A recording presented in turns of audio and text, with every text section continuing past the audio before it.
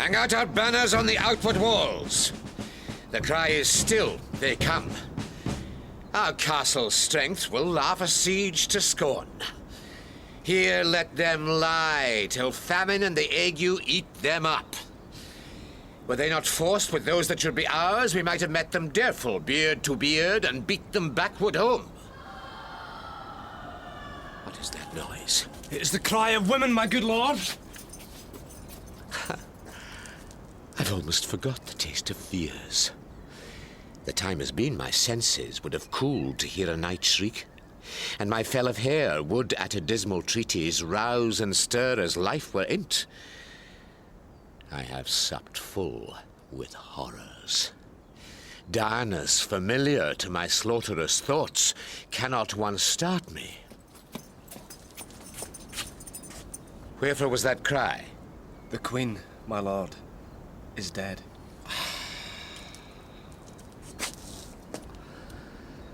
She should have died hereafter. There would have been a time for such a word. Tomorrow, and tomorrow, and tomorrow creeps in this petty pace from day to day to the last syllable of recorded time. And all our yesterdays have lighted fools the way to dusty death. Out, brief candle. Life's but a walking shadow, a poor player that struts and frets his hour upon the stage and then is heard no more.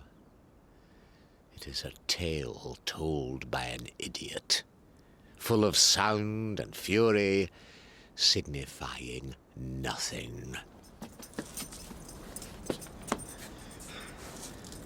Thou comest to use thy tongue, thy story quickly. Gracious my lord, I should report that which I say I saw, but know not how to do it. Well, say so. As I did stand my watch upon the hill, I looked toward Burnham, and anon methought the wood began to move. Liar and slave. Let me endure your wrath if it be not so. Within this 3 mile may you see it coming. I say a moving grove. If thou speak'st false, upon the next tree shalt thou hang alive till famine cling thee. If thy speech be sooth, I care not if thou dost for me as much. I pull in resolution and begin to doubt the equivocation of the fiend that lies like truth. Fear not, till Burnham wood do come to Dunsinane, and now a wood comes toward Dunsinane. Arm and out. If this which here vouches does appear, there is no flying hence nor tarrying here. I begin to be aweary of the sun, and wish the estate of the world were now undone. Ring the alarm bell.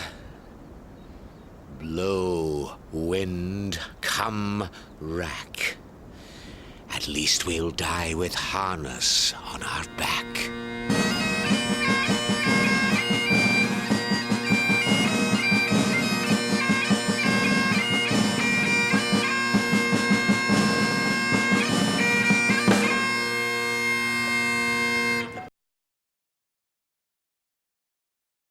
Now near enough. Your levy screens throw down and show like those you are. You, worthy uncle, shall with my cousin, your right noble son, lead our first battle. Worthy Macduff and we shall take upon us what else remains to do, according to our order. Fare you well. Do we but find the tyrant's power tonight, let us be beaten if we cannot fight. Make all our trumpets speak. Give them all breath, those clamorous harbingers of blood and death.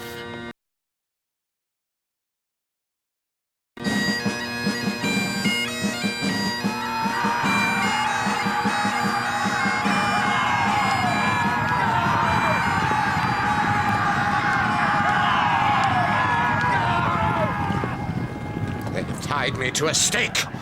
I cannot fly, but bear-like I must fight the course. What's he that was not born of woman? Such a one am I to fear, or none? What is thy name? Thou'lt be afraid to hear it. No, for thou cost thyself a hotter name than any is in hell. My name's Macbeth. The devil himself could not pronounce a title more hateful to mine ear. No, no more fearful. Thou liest, abhorred tyrant. With my sword, I'll prove the lie thou speakst!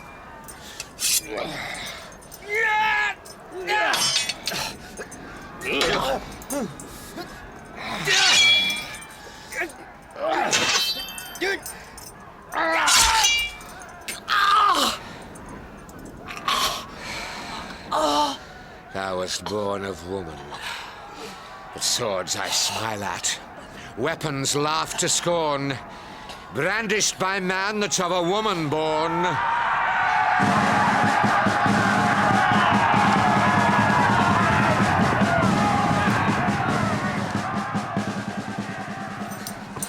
That way the noises. Tyrant, show thy face. If thou beest slain, and with no stroke of mine, my wife and children's ghosts will haunt me still. I cannot strike at wretched corns, whose arms are hired to bear their staves.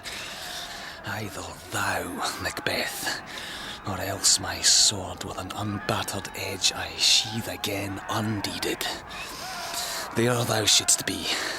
By this great clatter, one of greatest note seems bruited. Let me find him, fortune, and more I beg not.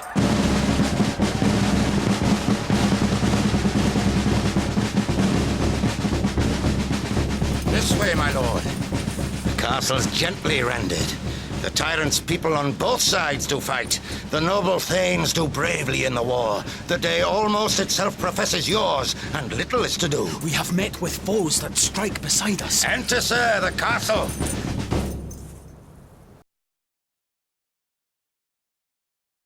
Why should I play the Roman fool and die on mine own sword? Whiles I see lives, the gashes do better upon them. Tom! Hellhound! Tom! Of all men else I have avoided thee, but get thee back! My soul is too much charged with blood of thine already. I have no words. My voice is in my sword, thou bloodier villain than terms can give thee out!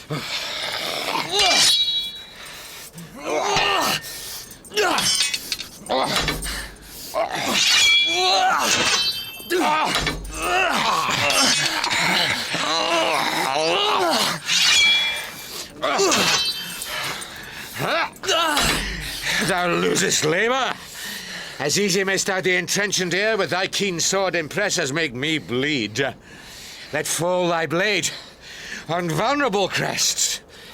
I bear a charmed life which must not yield to one of woman born. Despair thy charm, and let the angel whom thou still hast served tell thee, Macbeth was from his mother's womb untimely ripped. Cursed be the tongue that tells me so, for it hath cowed my better part of man. And be these juggling fiends no more believed that palter with us in a double sense, that keep the word of promise to our ear and break it to our hope. I'll not fight with thee.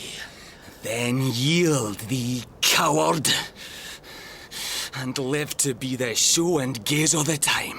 We'll have thee, as our rarer monsters are, painted upon a pole, and under it, here may you see the tyrant!